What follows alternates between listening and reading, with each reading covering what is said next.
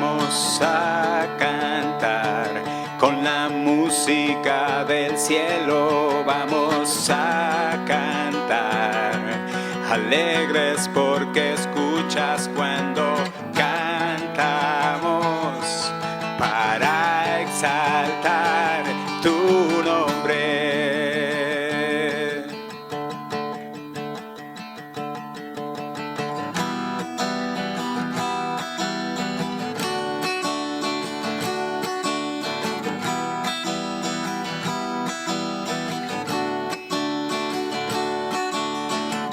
Amamos todo de ti, tu creación te adora, en los reinos se rinde, Hijo de Dios eres por quien, tú eres por quien vivimos hoy.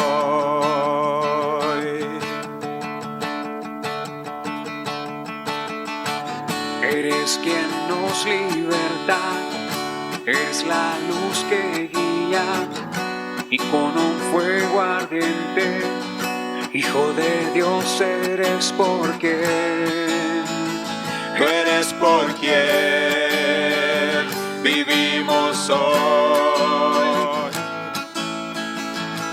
Vamos a cantar con la música del cielo, vamos a cantar alegres porque escuchas cuando cantamos para exaltar tu nombre.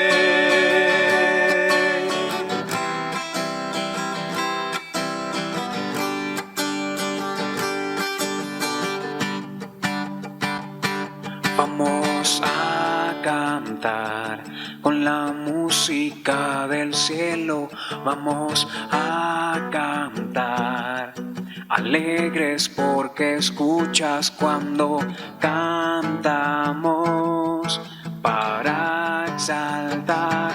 Vamos a cantar con la música del cielo, vamos a cantar alegres porque escuchas cuando cantamos para exaltar tu nombre.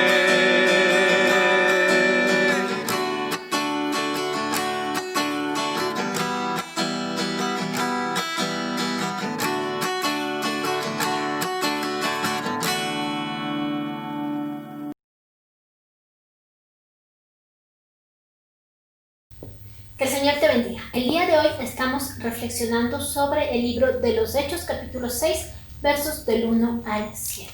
Y primero iniciemos con una oración. Gracias, amado Dios, por este tiempo que nos das. Gracias por tu palabra, por la bendición que es en nuestras vidas. Te pedimos que con tu Espíritu Santo ahora tú hables a nuestro corazón, a nuestro espíritu y nos enseñes lo que tú quieres que nosotros hagamos. Queremos poner en tus manos, Señor, este tiempo. Dirígenos. Y gracias, Señor, por tu palabra. Lléname con tu Espíritu Santo para traer palabra tuya para las personas que van a oír este mensaje. A ti sea la gloria y la honra, Padre. En Cristo Jesús. Amén.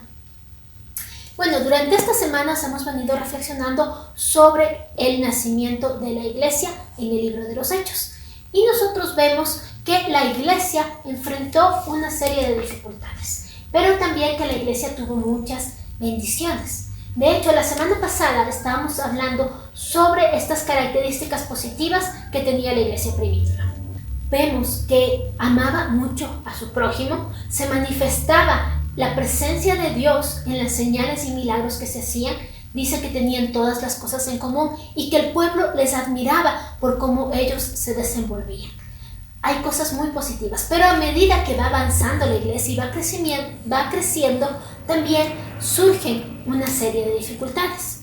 Y justamente en Hechos 6 vemos una de esas dificultades. Dice: en aquellos días, como crecía el número de los discípulos, hubo murmuración de los griegos contra los hebreos, de que las viudas de aquellos eran desatendidas en la distribución diaria.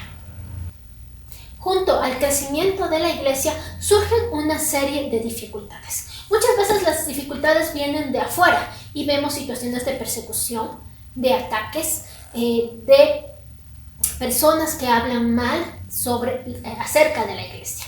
De hecho, hace poco nosotros escuchamos que en Chile quemaron una iglesia cristiana y a lo largo de la historia muchas veces la iglesia fue atacada y perseguida por personas de afuera. Pero lo cierto es que los aspectos que más dañan a la iglesia no son los que vienen de afuera, sino los que vienen internamente. Como pueden ser los chismes, las luchas de poder, los conflictos entre los hermanos que causan división. Eso es lo que realmente daña a la iglesia. La iglesia es un instrumento del reino de Dios, es un instrumento de Dios para que la palabra de Dios llegue al mundo, para que el reino de Dios se establezca en este mundo, que necesita tanto de Dios. Y por eso la iglesia es muy importante. Pero la iglesia también está conformada por seres humanos que muchas veces caemos en pecados y que estamos en la lucha con nuestra carnalidad. Es por eso que la iglesia siempre está en una tensión entre hacer la voluntad de Dios y cumplir los deseos de la carnalidad humana. Y por eso surgen celos, conflictos, divisiones, y es por ahí donde Satanás aprovecha para atacar la iglesia y destruirla. Si la iglesia está bien fundamentada en la comunión con Dios, a través de la oración, a través de la lectura de la palabra, pues la iglesia va a ser firme y va a resistir las acechanzas del enemigo. Pero si la iglesia descuida la palabra de Dios, descuida la oración y cada uno de sus miembros no está en esa conexión con Dios, pues va a ser fácilmente vulnerable a los ataques del enemigo y además va a dividirse y va a dañarse. La situación de la iglesia hoy en día es difícil. Enfrentamos una pandemia y hemos tenido que aprender a adaptarnos a la situación cambiante que vivimos. Ya no podemos congregarnos como antes en un lugar y además hemos tenido que aprender a usar redes sociales para poder llegar a más personas. Y es muy complicado el tratar de tener estas relaciones más cercanas a través de las redes. Sin embargo, la iglesia es importante en el mundo, es la sal de la tierra, es la luz del mundo y tiene que seguir haciendo su obra y tiene que seguir creciendo y tiene que seguir transformando el mundo. Y tú, en donde estés escuchando, o sea en el culto presencial, eres parte de esa iglesia y tienes por lo tanto compromiso y responsabilidad con lo que Dios te ha mandado. Pero como te decía, junto con el crecimiento de esta iglesia primitiva, también surgieron conflictos. ¿Y cuál es el conflicto que surge aquí? La murmuración. Uno de los aspectos más dañinos para la iglesia de Cristo ha sido los chismes y la murmuración. No por de gana, el apóstol Santiago se toma bastante espacio en el libro de Santiago para hablar acerca de la lengua. Y dice que como una pequeña chispa enciende un gran bosque, la lengua puede destruir y puede dañar tanto con una palabra. Así que tengamos mucho cuidado con caer en la murmuración. Hay una fábula que a mí me gusta mucho sobre la serpiente y la luciérnaga. Seguramente alguna vez la has escuchado. Dice que había una luciérnaga que le gustaba volar brillando en la noche por el bosque. Y también había una serpiente que cada que le veía a la luciérnaga quería atraparla. Y en cierta ocasión la serpiente se dispuso a atrapar a como sea a la luciérnaga y la seguía por los montes y la seguía entre los árboles y cada que trataba de poder comerla, pues la luciérnaga volaba. Pero la serpiente persistía en tratar de atrapar a la luciérnaga. En cierto momento la luciérnaga se para y le dice: espera, serpiente, ¿soy acaso yo parte de tu cadena alimenticia? Y la serpiente le dice: no. ¿Y crees que al comerme vas a satisfacer tu hambre porque soy muy pequeña para ti? Y la serpiente dice: no. Y le dice: entonces, ¿por qué quieres comerme? Y la serpiente dice: es que me da tanta rabia verte brillar.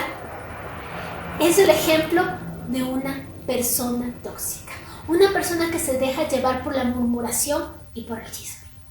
Es interesante que la palabra que dice aquí el texto como murmuración también se la puede traducir como refunfuñar, como hablar entre dientes, como, no sé, estoy tan enojado con algo que no estoy conforme, así que me voy murmurando entre dientes las cosas que no estoy de acuerdo, ni me entienden, pero tampoco estoy a gusto.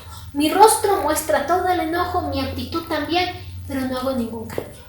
Esa es una persona que no aporta, sino más bien una persona tóxica. Una persona tóxica es quien solo está murmurando, quien se deja mover por los celos, por la envidia, quien se victimiza y nunca busca solucionar los problemas, no busca hacer cambios. Se queja de todo, pero no hace cambios en su vida. Una persona tóxica es esa persona que siempre se queja de todo y no ve lo positivo. No es capaz de agradecer, solamente de quejarse. Seamos cuidadosos, porque seguramente cada uno de nosotros, algún momento, hemos caído en la calumnia, en el chisme y en la murmuración. Y eso no viene de parte de Dios. Una persona también que murmura es alguien que dice algo que, en contra de una persona que no está ahí presente. En este caso, si la gente hubiera querido buscar una solución, en lugar de murmurar, debían acercarse a los apóstoles y decirle: apóstol Pablo, apóstol Pedro, la distribución no me parece que está siendo justa. Pero no se acercan a los apóstoles, solamente están murmurando. La Biblia no le interesa decirnos si era verdad o era mentira estas murmuraciones, ¿no es cierto? ¿Cuál era aquí un poco para entender el contexto? En la iglesia de Jerusalén todos eran judíos, pero unos eran nacidos y vivían allí en Judea y otros habían migrado a otras ciudades, inclusive hablaban griego, ya no el idioma que allí hablaban, y ellos son los que se quejan de que se está haciendo una acepción de personas en la distribución. Posiblemente sí, porque muy propio de los judíos era como tener cierta preferencia con los suyos, pero posiblemente no. También puede ser que esas personas se sentían a la defensiva y por lo tanto sentían que no se les estaba tratando con equidad. Pero la palabra y los apóstoles no les interesa ponerse a discutir sobre eso. Ellos saben resolver los problemas de una manera sabia. Y aquí el segundo punto que quiero compartir contigo es cómo poder resolver los conflictos de una manera adecuada, de una manera sabia. Pues lo primero, recordar que el Espíritu Santo tiene que guiar tu vida. La iglesia primitiva estaba guiada por el Espíritu Santo y hacía grandes manifestaciones y obras en ella. Pero asimismo, el Espíritu Santo les guía y les da sabiduría a los apóstoles para saber qué hacer. Así que, ¿ellos qué hacen? Reúnen a toda la multitud. Reúnen a toda la iglesia y les dicen: bueno, esto es lo que está pasando. Hay gente que se siente que tal vez la distribución no está bien, pero el verdadero conflicto es que nosotros no podemos dejar de servir, dejar de predicar la palabra y la oración. No podemos descuidar este ministerio por servir a la mesa. Necesitamos hombres fieles que puedan ayudar en esta área. Y entonces ellos buscan una solución. Algo que me parece muy importante aquí: ellos analizan la situación, priorizan lo esencial y reconocen sus límites. Y eso es algo bien importante cuando tengas que resolver un conflicto. Buscar la dirección de Dios, analizar y buscar lo esencial. ¿Qué era aquí lo esencial? Pues el ministerio de la palabra y el ministerio de la oración. ¿Por qué? Porque si los apóstoles descuidaban la oración, ya no había esa conexión con Dios y esa sensibilidad del Espíritu Santo y las señales no se podían hacer y bueno, la iglesia perdía su sentido de ser. Y si los apóstoles descuidaban el ministerio de la palabra, imagínate, ellos, 12, que vivieron 3 años con Jesucristo, estarían ocupados haciendo muchas cosas, sirviendo las mesas, preocupados por ayudar a los pobres y con tantas actividades. Y entonces el evangelio, lo que ellos transmitiendo, lo que Jesús les enseñó, no hubiera llegado a nosotros el día de hoy. Por lo tanto, no se trata de que haya dones que sean mejores o mayores o que Dios tenga sus preferidos. No se trata de eso. Se trata de saber reconocer lo prioritario y lo esencial y en eso enfocarnos. Te pongo un ejemplo. Para predicar este mensaje, cuando yo tenía que preparar, muchas veces me vi que estaba ocupada haciendo cosas, tal vez de la casa, hay que lavar los platos, hay que arreglar esto, y como que postergaba el estudiar la palabra. Hasta que el Espíritu Santo me llamó la atención y me dijo: primero lo esencial, después pues podrás enfocarte en esas cosas que no es que sean negativas o que sean menos, simplemente hay que dar lugar a lo esencial. Y en nuestra vida tenemos que hacer lo mismo, saber analizar todo lo que estamos haciendo y quedarnos con lo esencial, porque hay cosas que son accesorias y hay cosas que no pueden hacerse de lado, y entre esas está el conocimiento de la palabra de Dios y la oración. porque a veces perdemos el tiempo en muchas cosas que no nos van a llenar y descuidamos lo importante. ¿Por qué hacemos eso? A veces porque queremos controlarlo todo, pero lo que aquí la palabra nos enseña es que es importante también saber delegar. Cuando nosotros delegamos a otra persona, le ayudamos a crecer.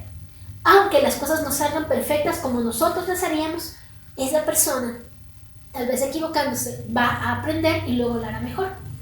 En la iglesia tenemos muchas necesidades. En la iglesia tenemos necesidad de, personas que estén participando la palabra de Dios a otras personas. Necesitamos personas que ayuden en el tema de redes sociales, personas que puedan estar como anfitriones, personas que puedan estar llamando a otros hermanos para animarlos en el día a día.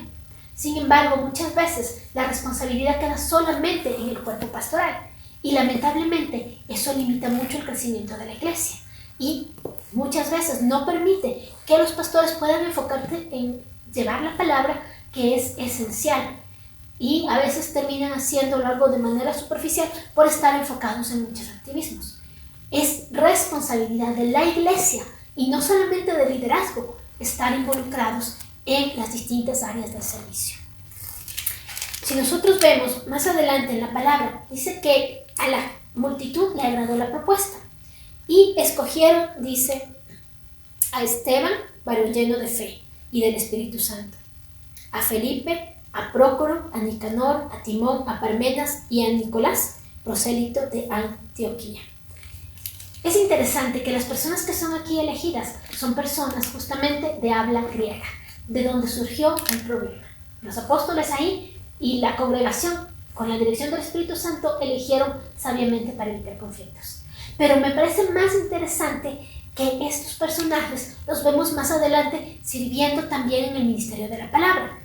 A Esteban, después de dar una predicación muy importante y que tocó el corazón de muchas personas, los judíos se enojaron y lo apedrearon y fue el primer mártir de la historia.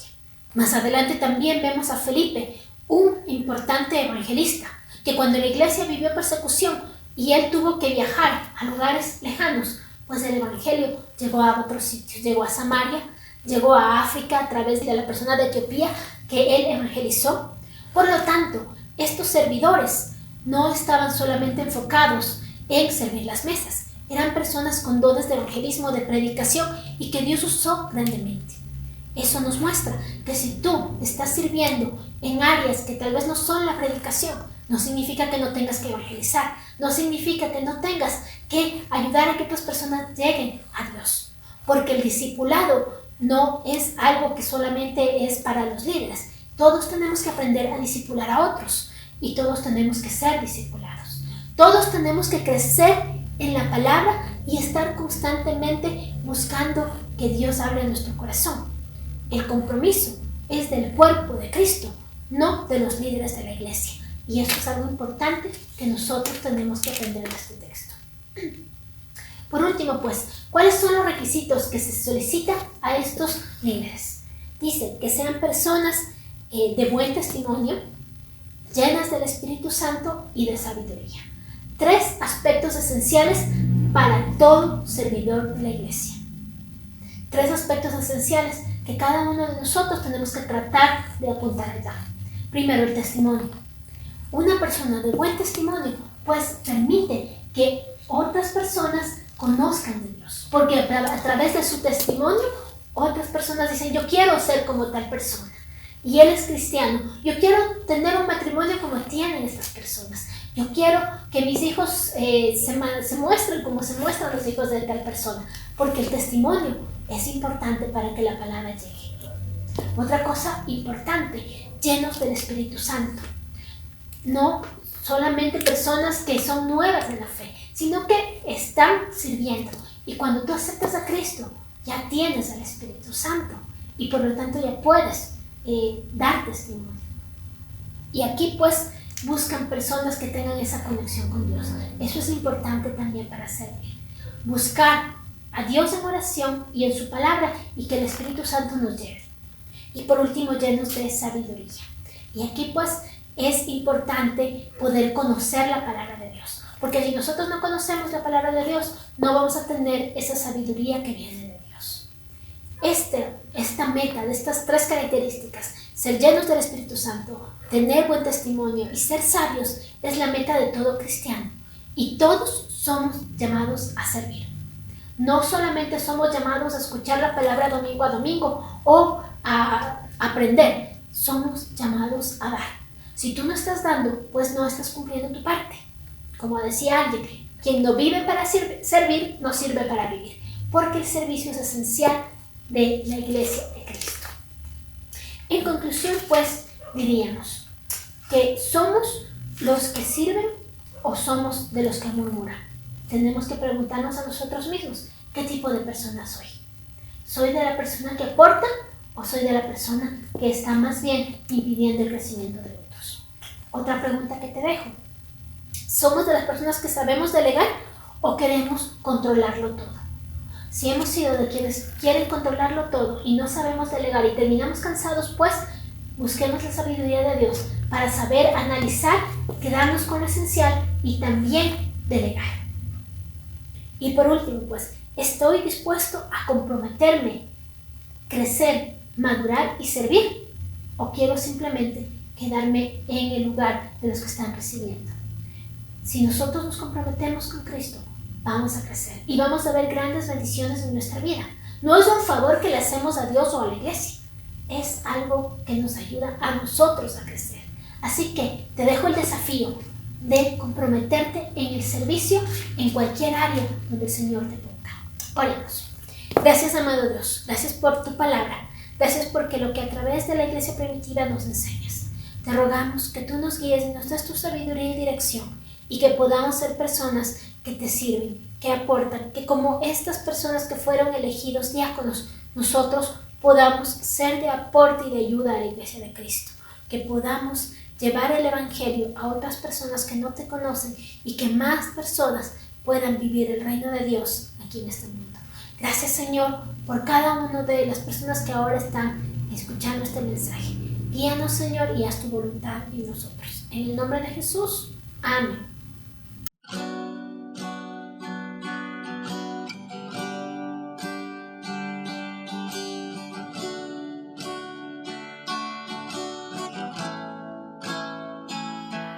Jesucristo, reinas con poder, soberano, victorioso Rey. Ni la muerte pudo detener tu poder para vencer. Dios de lo imposible, te adoramos, eres invencible, soberano, tuya es toda la gloria, tuyo es todo el honor. Jesucristo, reinas con poder, soberano, victorioso Rey. Ni la muerte